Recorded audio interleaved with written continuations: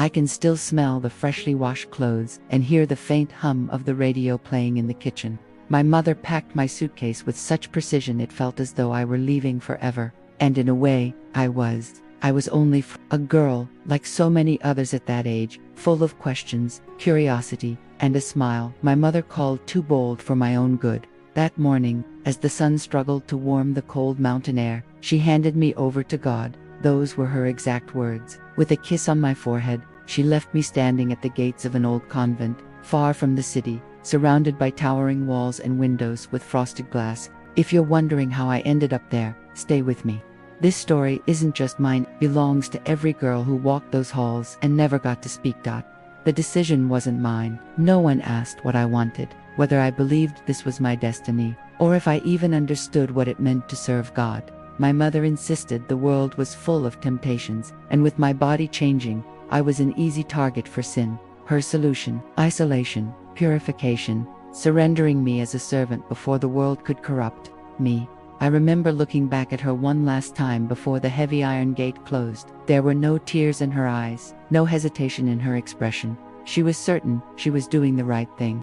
Meanwhile, I was drowning in a silence I couldn't even begin to understand. The convent was magical, cold, sterile, to clean. The walls themselves seemed to breathe silence. The sound of the nuns' sandals against the stone floors echoed like distant bells, a constant reminder that inside those walls, I no longer belonged to myself. On my first day, they took away my colorful dress and handed me a shapeless gray habit. They pinned back my hair, confiscated my notebooks, and even removed the small mirror from my bag. Vanity is a sin here, a nun with hollow eyes and a face like dried parchment told me. My new belongings consisted of a wooden bed, a scratchy sheet, and a Bible with my name handwritten on the inside cover. That was the moment I realized there was no going back. That night, lying on the narrow cot, I heard footsteps in the hallway.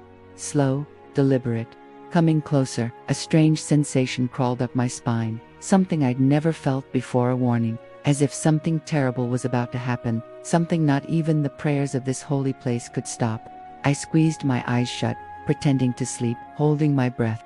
The footsteps stopped right outside my door. The silence that followed was so thick I could hear the faint creak of the hinges before the doorknob turned. It twisted slowly, as if noise itself was forbidden in this prison of stone and penance. But no one entered. Whoever stood there simply watched. I could feel it. A strange heat rushed up my neck, yet my feet turned to ice. After what felt like an eternity, the door closed again, and the footsteps retreated with the same eerie calm. The next morning, I was woken by the courtyard bell. All the girls rose at once, moving in perfect, silent unison, as if they were part of a single body. I dressed clumsily, struggling with the veil's folds, and joined the line for the refectory. No one smiled. No one whispered. It was as if every word had been locked away along with our personal belongings. Meals were eaten in silence under the watchful eyes of nuns who scrutinized even the way we chewed. During my first Mass, I was introduced to Father Augusto. He wasn't what I expected. His voice was soft, deep, almost hypnotic. His eyes were light, his smile too gentle to be real. When he saw me, he placed a firm hand on my shoulder and said, "Welcome, child. God has plans for you." For a second, those words brought comfort until a sharp unease twisted in my stomach. Something about his greeting felt wrong. After Mass, he approached me again, calling me by name without me ever telling him, and praised my singing, even though I hadn't uttered a note. "You have a special light," he said. "You'll join me for evening prayers." I didn't understand what that meant, but the older girls lowered their eyes when they heard it. One of them, a girl with hollow cheeks, gave me the faintest shake of her head, a warning, but it was too late. I had already agreed. The prayer room was hidden at the end of a long corridor, behind a thick wooden door. Unlike the main chapel, it was dark, suffocating, with stained glass windows covered by heavy drapes that allowed only slivers of yellowed light. The stone floor chilled my bare feet, and the air smelled of incense mixed with something metallic I couldn't place. Father Augusto was already kneeling when I entered, murmuring words that didn't sound like any prayer I knew. "Sit beside me," he instructed, pointing to a cushion on the floor. I obeyed, still naive enough to believe this was sacred. I mimicked his gestures, hands clasped, eyes closed. but my heart pounded violently, not from devotion, from dread. "You have a pure soul, Clara," he whispered between verses, "such a rare thing. Your presence quiets the restless spirits." His hand rested on my head at first, light, almost fatherly. Then his fingers slid down, tangling in my hair, grazing my shoulder. My eyes flew open. He was smiling a smile that promised peace but hid something far darker beneath. "Don't be afraid," he murmured. "You're under my protection now. I'll guide you toward holiness." My throat went dry. I couldn't speak. All I wanted was to run. But he was already leading me to a shelf of prayer books, instructing me to choose one and read aloud. My voice shook. The words stumbled. He inched closer with every line, circling me like a predator. On the last page, scrawled in red ink, was a single phrase: "Silence is the armor of the chosen." Before I could ask what it meant, he cupped my face and whispered, "Now you're part of my trust, and that comes with a price." After that night, something inside me shattered. It wasn't just fear, it was as if the very air had thickened, making every breath a struggle. The convent's walls, once merely cold and silent, now felt like they were watching me. The other girls, who had barely glanced my way before, now avoided me entirely. At meals, no one sat beside me. The nuns treated me with a strange, stiff respect, as if I'd been marked. And in a way, I had. Father Augusto began summoning me almost nightly, always, under the guise of spiritual guidance, of purifying my mind. He told me I was chosen, that God had revealed to him I was ready to serve in a deeper way. I should feel honored, he said, but all I felt was dirty, used, as if my faith had been twisted into something grotesque. One evening, while washing linens in the courtyard, the youngest girl Irene dared to speak to me. Her voice was barely a whisper. "He called you too, didn't he?" I froze. Before I could answer, a nun materialized behind us. "Silence is the sign of wisdom," she intoned, her eyes boring into us. Irene flinched so hard she spilled her basin, the water spreading like a dark stain between us. That night, I lay awake, turning the nun's words over in my mind. Silence is the sign of wisdom. It was a phrase I'd heard too often here, but I was starting to understand. In this place, silence wasn't wisdom, it was fear. The diary of the vanished the next morning. During Mass, Father Augusto locked eyes with me from the altar. Slowly, deliberately, he pointed at me, then at himself. My blood turned to ice. The girl behind me let out a choked sob, but when I turned, she was already gone, swallowed by the sea of veils and bowed heads. That night, my feet dragged like lead as I walked to the prayer room. Every instinct screamed at me to run, but where?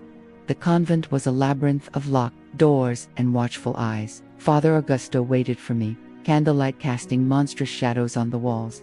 He didn't speak, just gestured for me to kneel. His hands moved from the pages of his book to the folds of my robe. I don't remember his words that night, only the weight on my chest, the sensation of floating outside my own body, watching a girl who wasn't me pray with clenched eyes, pretending not to feel. "The flesh is weak," he murmured afterward, pressing a small wooden cross into my hands. "But the spirit grows stronger through sacrifice.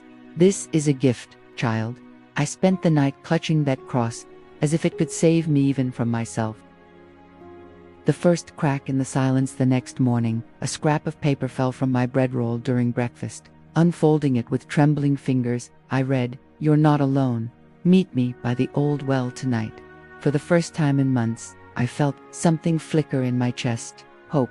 That night, I picked the lock on my door with a wire I'd hidden under my mattress. The courtyard was eerily still, the moon veiled by clouds. Irene was already waiting by the well, her face pale in the dim light. Without a word, she thrust a yellowed page into my hands, a diary entry, written by a girl named Lucia. "He always comes in smiling," it began. "He speaks of God, then silences me with fear. If I tell, they'll say I tempted him. I've seen others disappear. I might be next." Irene's grip on my arm was bruising. Lucia hid more. "In the books, we have to find them." The Library of Whispers, the convent's library, was a tomb of forgotten voices. Dusty shelves loomed over us as we searched for the marked books. Finally, tucked between Proverbs and Psalms, we found another note. This one, scribbled in faint pencil, "Not every voice that says amen speaks to heaven. Some just learn to lie beautifully." Then, footsteps. The door creaked open. Sister Judith stood there, her face a mask of calm fury. In her hand wasn't a rosary, it was a switch. Curiosity has ruined many before you, she said softly. We barely escaped. The disappearances begin. The next morning, Irene's bed was empty. Gone for spiritual retreat, the nuns said. But I knew, just like Katerina, just like Luce, that's when I found the hidden compartment behind the painting of St. Bartholomew. Inside, a stack of letters, each a scream trapped on paper. If I vanish, my name is Lucia, and I swear it wasn't by choice. The escape I ran that night, tore my sheets into ropes, climbed down the wall, and fled into the woods. A truck driver took pity on me, dropping me in a nearby town where an ex-cook from the Convent, Donna Elsa, listened to my story with tears in her eyes. You're not the first, she said, handing me a box of letters from other girls. But you can be the last. The trial months later, I stood in a courtroom, facing Father Augusto as I recited every horror. Then, a miracle. One by one, women rose from the gallery, others like me. Their voices, once silenced, now roared like a storm. The church's lawyer paled. Father Augusto's smile finally cracked. And for the first time, I understood. Silence protects the guilty. But a single voice that can topple empires. Epilogue: this isn't just my story. It's Lucia's, Irene's. Every girl who was told her pain was God's will. If you take one thing from this, let it be this: doubt the institutions, not the victims. Because the truth, it survives.